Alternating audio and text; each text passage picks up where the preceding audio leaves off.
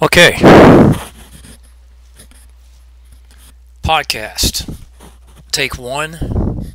Day is Tuesday, November 29th, 2016. Time is 5:30 p.m.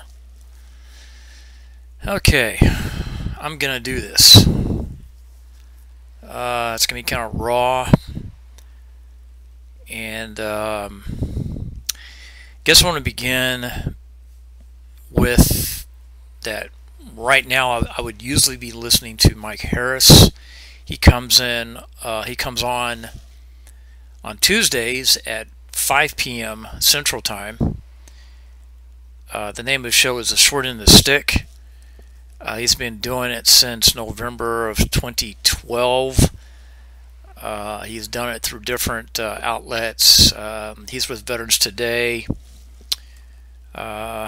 Mike Harris is an interesting guy. For those of you who follow me on Facebook and other places, I have spoke with him over the phone, on air, publicly, as long as 45 minutes at a time. And over the years, I'm trying to think the first time I think I called into his show. That was a couple years ago, 2014, maybe 2013 before that. But anyway, the reason why he's not on the air right now, I'm not listening to him, is because he's in the same boat as I am. He was more recently unemployed from a full-time job and a part-time job. I recall that his full-time job was that of a teacher and instructor with an online academy type. I'm not sure what the company was. And he was laid off from that. And then he says that he also doesn't have his part-time job, which I'm not sure what that is. And for those of you that have been following me, I'm not fully unemployed, but I'm not gainfully employed either. And one time I was doing okay with 5 days a week and 4 to 6 hours a day and making enough money to survive, living with my parents, my mom. My dad passed away about a year ago, but I've been living with both of them since largely May 2013. And I don't really want to go into how that came about. I'll flash back to that later as it becomes more relevant. So I've been wanting to. I have tested this in the past. I'm still not sure I'm going to do this. This is still a test, and I find that I'm not a very good writer. I have good thoughts, so I just don't compose them well. And every time I write something up, I'll after proofreading it 3 times, and then I publish it, and I go back to it, and I still find mistakes. Either they're spelling mistakes or they're grammatical mistakes, simply just missing words. So I'm just not a writer. Some people say I am, and I say no, I'm not. And I'm not much of a upfront personality either. I'm not an anchor person. I'm not a reporter. I don't. That's why I've never really gotten into journalism, professional journalism, because I'm not someone who really wants to put my face, my mug up on a screen and have to follow a corporate dress code to do it. And you're not going to see my face here in the beginning because there's nothing really to see here.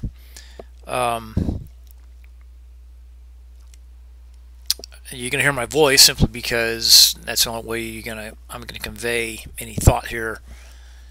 Otherwise, I've tried writing it, and I guess I do okay, and I say write. It's actually blogging, and blogging is different from writing. I don't write columns per se, even though I have.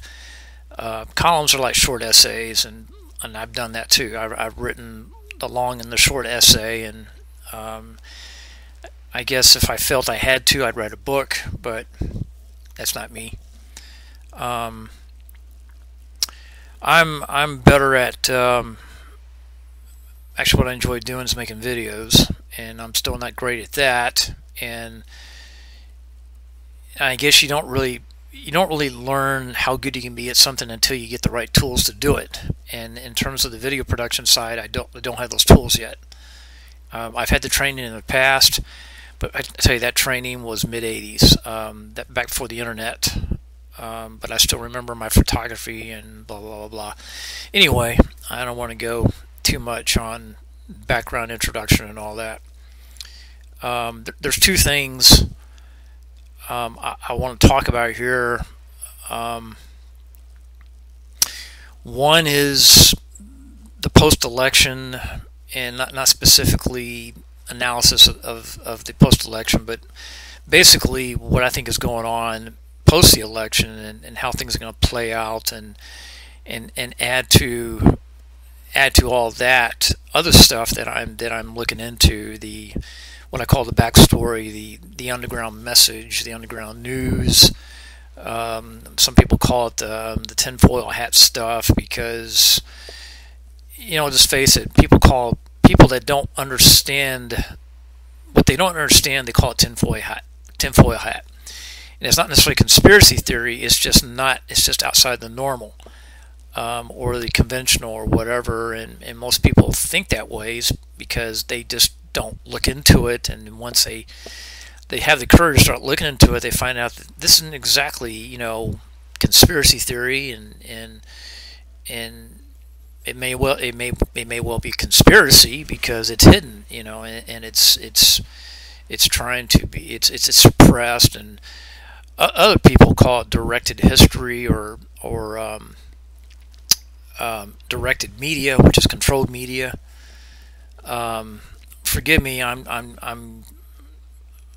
a bit of a scatterbrain, so I'm gonna be jumping around everywhere, and I don't have a producer. I may not edit this to the extent of what I'm going to edit this later. I really don't know. Like I'm saying, I'm a video producer, so I know how to use graphics, and this live audio you hear right now may or may not be incorporated with visuals, and maybe even some video, and there might be some background music. I don't know what it is right now, so I can't really announce it. I guess one thing you can do is kind of put like visual tags, or notes, or pop-ups, or whatever, like you do in YouTube videos, has to announce what the music is, or whatever, and why, and so forth. In the past, I've put an audio commentary against, or say mixed in with with game footage. For those of you who followed me, you may or may not have seen the Lee Wanta stuff that I've embedded over the Just Cause 2 game footage, and basically you're getting political commentary. I hate to use the word political, but what else can we call it? It is politics, and we shouldn't be afraid of politics. Politics is honestly, it's gotten a negative connotation, but in essence, it's public policy. So it's the day-to-day affairs of humans. If you think about it, what is politics? It's the day-to-day affairs of human beings. So if we're afraid of what we do, well, then that says something about us, doesn't it? Anyway, I'm going to try not to say a lot. If I do, forgive me on that. So if you just hear a dead silent pause, that's because I'm trying not to do I'll just put some silent pauses in there. So, see, it's so hard. Right there, just did it. It's hard not to do that. Everybody says I hate people do all the Well, I tell you what, get on a microphone and get in front of an audience. See how well you do at it. Dr. Ron Paul, bless his heart, he's probably the worst at doing it, but I love him because it shows that he's sincere. He's not polished, and some people are really pros. Some of these trained lawyers that get in front of juries and judges, and they have to do public speaking, and they've learned to control the uhs and whatever, and believe me, it's not easy. It takes a lot of practice. It's a skill. It's a talent. I don't think it's necessarily a gift. I don't know anybody that really is born with an ability for public speaking and so forth.